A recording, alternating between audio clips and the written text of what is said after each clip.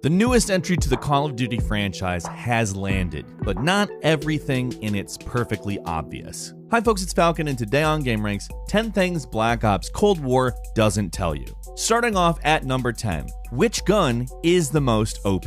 During the beta, people thought the most OP gun was the sniper rifle, but there is a new challenger, the MP5. Yeah, okay, this is one that players complained about during the beta, but while sniper rifles got nerfed into oblivion, the MP5 is still actually very powerful. Just slap a hipfire attachment like laser sight on it, and you'll be taking out enemies left and right without a lot of trouble at all. What makes the MP5 so good is not just its damage output, but its range. It can kill guys from really far away, further than you might think. There's a reason so many people are complaining about this thing on Reddit. It's because it's killing them. And also, don't worry about laser sights giving away your position. They actually don't do that in this game. You can see the laser, but your enemies can't, so there's really no downside to equipping a laser sight this time around. I wish I could give some tips on how to counter the MP5 because it's a weapon you're going to be seeing a lot of until the developers come in and nerf it, but right now, the best you can do is either use an MP5 or deal with it, I guess. Another challenger for the most OP is the default LMG. In the right hands, you can just tear right through opponents with ease. Moving on to number 9, there is a performance mode, they just don't tell you about it. You can drastically improve performance if you're playing on PS5 or Xbox One X by simply turning off ray tracing. I mean, that's a given, and you can find that in the graphics settings for the game, and outside those ray tracing settings, there is a performance mode that you can turn on, but it's not actually found in the game. On the PS5 at least, you go into settings, then save data, then game app settings. After that, go into game presets and change the performance mode or resolution mode from game default to performance. Yes, it will actually improve the performance in Cold War when you switch it, even though there isn't any performance mode options in the actual game. It's bizarre, but it works. I mean, the game is totally playable with ray tracing turned on for the campaign and that performance mode setting left on default for the campaign, especially if you're playing at 1080p, but in multiplayer or zombies, the slowdown is a lot more noticeable. You'll probably want to make some changes to the settings when you play these modes, because these are the modes where frame rate matters a lot more. At number 8, you can unlock the padlock in the safe house. Between missions in the campaign, you'll go to a place called the safe house. It's where you talk to teammates, plan the next mission.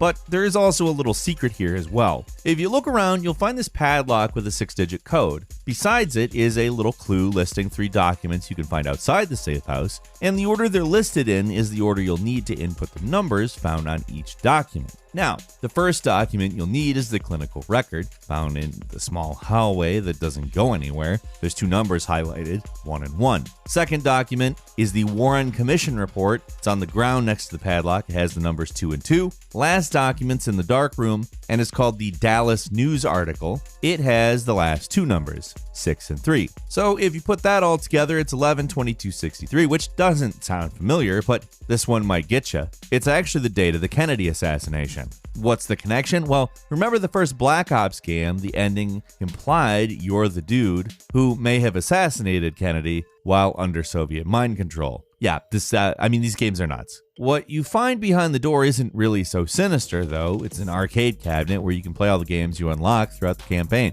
And there's a computer that you can screw around in as well. You can even play text adventures on it like Zork.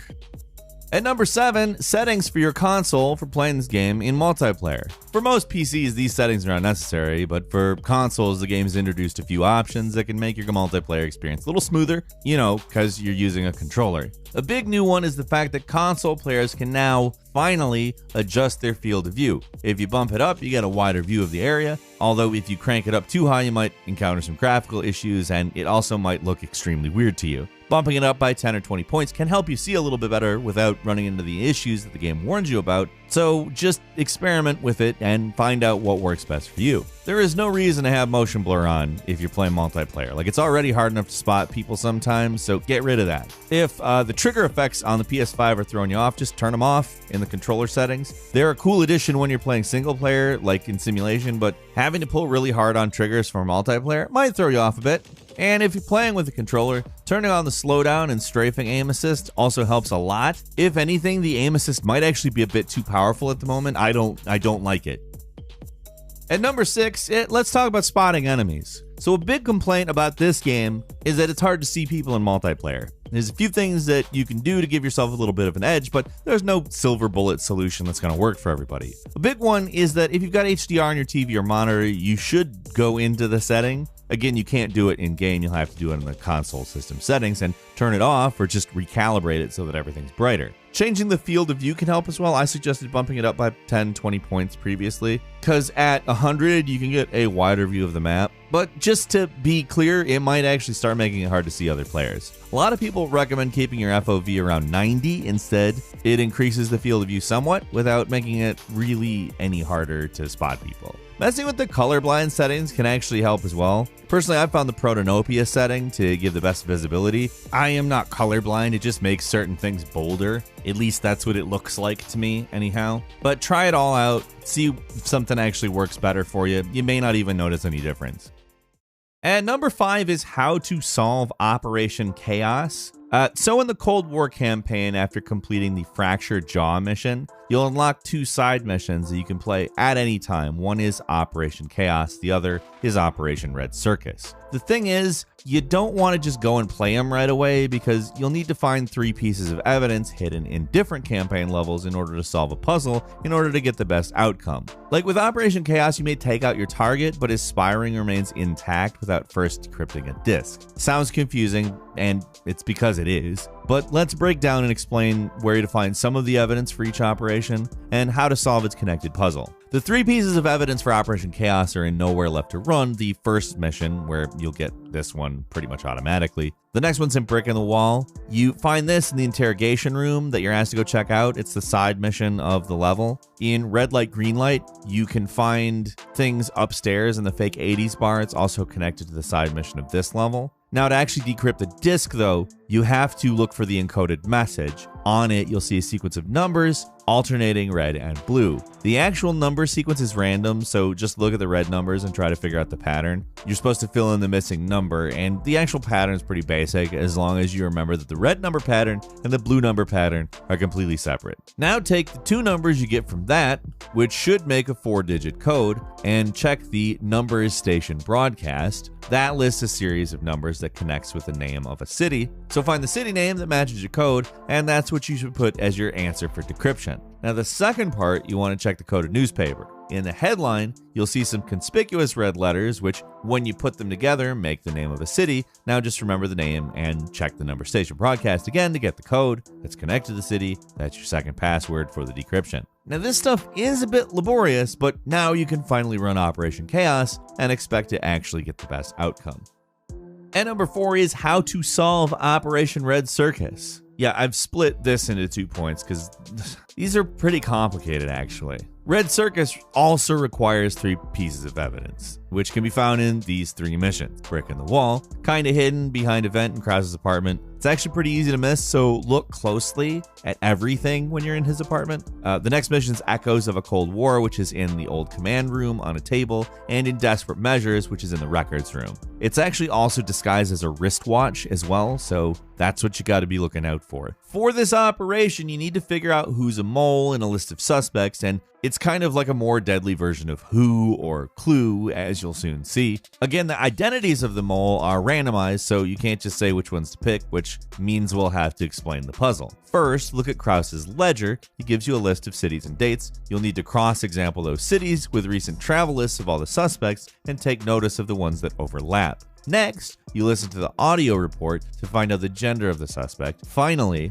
check out the dead drop list, which gives more dates and cities, but can help you be absolutely sure which agents are the moles. This one's actually possible to complete without the last piece of evidence, so if you think you've definitely got it figured out with the first 2, then you probably have. Either way, select the 3 suspects you think are moles and complete Operation Red Circus. If you were right, you will get the best outcome.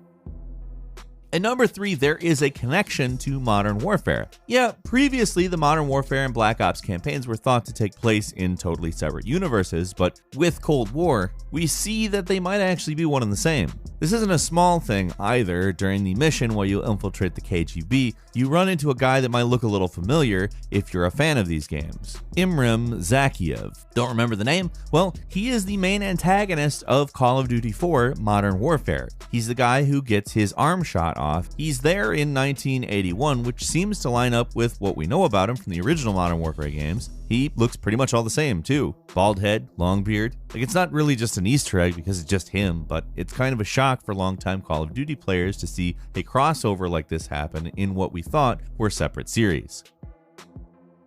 At number 2 is Dirt Bomb Tips. This new mode in Cold War can be kind of overwhelming at first. It's kind of like a smaller battle royale ground war hybrid where teams fight to collect uranium and detonate dirty bombs. There's a few things you're going to want to do if you want to get anywhere in this mode. First off, you might want to try to get a lot of uranium at the beginning of a match, and to easily do that, you can just land on the tree line outside of the bomb point. New players tend to go directly for the point, but that makes them a very easy target if you just land on the outside. Like, clear them out from far away and you'll be able to mop up the uranium they drop to give to your team for an early advantage. Also, you're going to want to adjust your loadout for mid to long range battles, so rifles and sniper rifles are actually king in this mode. Shotguns aren't going to get a lot of use, especially because like Warzone, this mode has armor, so that means longer time to kill. So you're, in a lot of cases, going to get killed while reloading. Getting extended magazines is really a must for this mode. Armor means a higher time to kill, and if you want a chance at killing somebody with a single clip while they're wearing armor, you're pretty much going to have to equip an extended magazine. At number 1, you might be surprised to find out there are multiple endings. It's kind of a throwback to the way Black Ops 2 played out, but this game gives you multiple choices to make during the campaign. Most are small and don't have much of an effect on the ending, but it gives the game a slightly more open-ended feeling. Obviously, we're going to talk about some end spoilers here, so keep that in mind, but that's why we saved this one for the end. You have been effectively warned. If you don't want that stuff, hit like now, subscribe, all that stuff, enable all notifications. But this is the point of no return, is what I'm saying. There's really one big choice that changes the ending, whether you tell the truth during the interrogation mission or not. Don't worry about missing it either. It makes itself extremely obvious that it's an important thing. Basically, if you tell the truth, you get the good ending. All the Black Ops dudes survive and you stop the nuclear bomb from detonating. Funny thing is, there's actually 2 bad endings, which both depend on if you lie during the interrogation instead. It actually gives you a completely different final mission, so it's worth playing through at least once. In it, you betray and kill all of your former allies before Perseus sets off the nuclear bombs. It totally destroys whatever canon these games have, but it's definitely shocking and